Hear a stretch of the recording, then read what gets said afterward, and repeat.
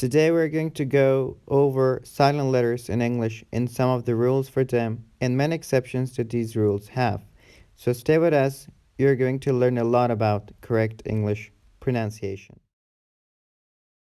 We begin with the letter A. A is silent in the suffix ALLY. It's tricky because it looks to be a syllable, but it is not. For example, romantically, basically, musically, logically, artistically, and typically. But there are some exceptions to this rule. For example, legally, generally, vocally. The next letter is B. B is silent before T and after M. For example, debt, doubt, saddle, dumb, tomb, comb.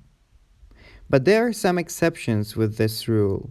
For example, amber, ambassador, remember, obtain, and subtotal. The next letter is C. C is silent after the letter S. For example, scissors, muscle, scent, seen, or fascinating. But it's not always silent. For example, script, scatter, scope. The letter D is silent before G and J. For example, bridge, knowledge, edge, adjective, and adjust.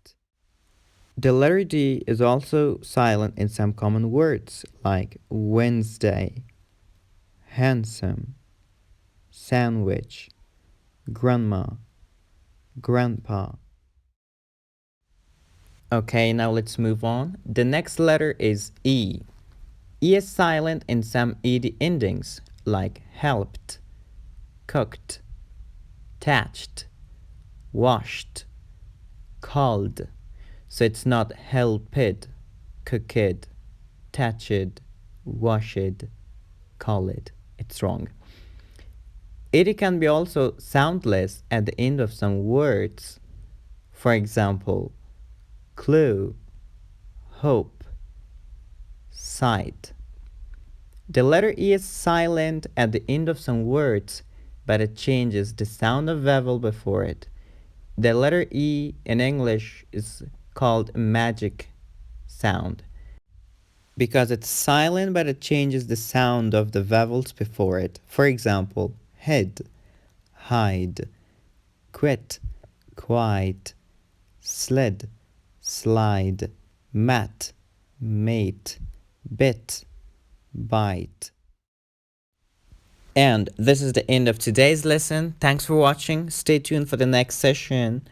And don't forget to follow me on social pages of In English Please and my private account Rohullah Nabizada. Thank you. Got to go.